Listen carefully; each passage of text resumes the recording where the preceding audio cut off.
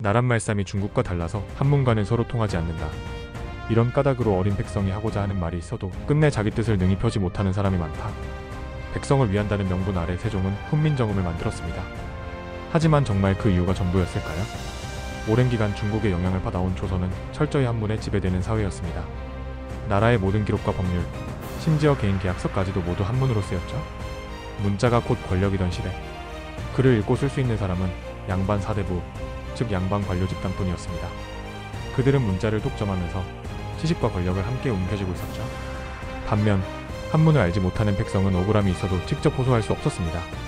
세금을 부당하게 거두거나 관리가 횡포를 부려도 소송장을 쓸 수 없었고 자신이 노비로 끌려가도 항변할 글조차 쓸 수 없었습니다. 결국 백성은 사대부에게 도움을 청해 상소문을 작성할 수밖에 없었지만 그 상소가 실제로 자기 뜻대로 쓰였는지 확인조차 할 수 없었고 설령 제대로 작성됐다 해도 전달 과정 자체가 사대부 손에 달려있어 왕에게 닿기도 전에 필터링되어 왜곡되기 일쑤였습니다. 왕은 백성의 진짜 목소리를 들을 수 없었고 사대부의 해석만 받아들일 수밖에 없었습니다. 세종은 이 구조의 문제를 분명히 인식했습니다.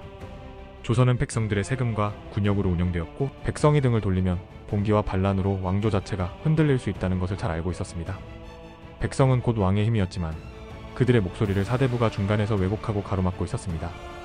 결국 왕은 백성의 진짜 뜻을 들을 길이 없었고 사대부의 해석만 받아들일 수밖에 없었던 겁니다. 세종은 바로 이 괴리를 해소하고 왕과 백성이 직접 이어질 길을 찾기 위해 깊은 고민에 빠졌습니다. 세종은 누구보다 백성의 상황을 알고 싶어 했습니다. 그렇지만 백성의 니즈를 직접 들을 방법이 없었습니다. 세종은 변장을 하고 시차를 나가거나 암행어사를 보내 지방 관리들의 부정을 살피게 하며 백성들의 억울한 사정과 목소리도 함께 들었습니다. 그러나 이 방식에는 한계가 있었습니다. 왕이 지방을 자주 나갈 수 있는 것도 아니었고 암행어사도 결국은 몇몇 지역만 둘러볼 수 있을 뿐이었습니다. 사대부라는 거대한 집단에 비해 인력이 턱없이 적으니 민심을 제대로 파악하기란 애초에 어려웠던 겁니다. 세종은 사대부를 통하지 않고 백성과 곧장 이어지는 통로를 만들 방법을 생각하기 시작했습니다. 그러던 중 세종은 방법을 찾아냅니다. 바로 백성이 쉽게 배우고 쓸 수 있는 독립된 문자, 체계, 훈민정음 창제였습니다.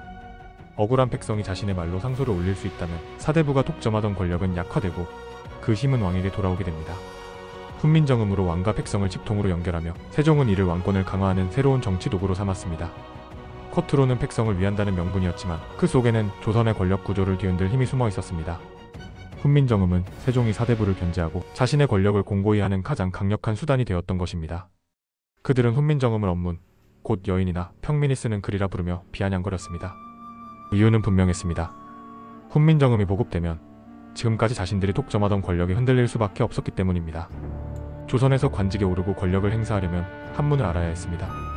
그런데 이제는 평민들도 글을 읽고 쓸 수 있게 된다면 사대부의 특권은 무너질 수밖에 없다는 위기감을 느꼈던 겁니다. 사대부에게 한문은 권력을 유지하는 무기였는데 세종의 훈민정음은 그 근간 자체를 위협하는 존재였던 겁니다.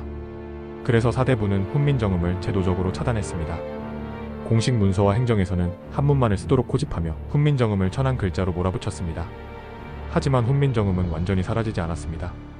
궁궐과 불교 경전, 그리고 무엇보다 백성들의 생활 속에서 뿌리내리며 이어졌습니다. 세종이 살아있는 동안에는 사대부 권력이 크게 약화되지는 않았지만 훈민정음은 장기적으로 사대부의 독점 체제를 흔드는 씨앗이 되었습니다. 즉, 세종은 사대부 권력을 무너뜨릴 시한 폭탄을 심어놓은 셈이었습니다. 마지막으로 고조선 시대부터 우리나라는 한문을 빌려 쓰며 살아왔습니다. 중국 문화의 영향권, 일종의 문자 속국으로서 1000년 넘게 지내온 셈입니다. 그 틀을 세종이 깨뜨린 겁니다. 자기 나라 문자를 가진 나라는 전 세계에서 10개도 안 됩니다. 게다가 훈민정음은 과학적 원리에 따라 체계적으로 창제되어 유네스코는 이를 세계에서 가장 독창적인 문자라고 평가하고 있습니다. 우리가 매일 쓰는 한글, 그것이 바로 세종이 남긴 가장 위대한 유산입니다. 상상인류 이야기 흥미로우셨나요? 다음 이야기도 놓치지 마시고 구독과 좋아요, 알림 설정까지 부탁드립니다.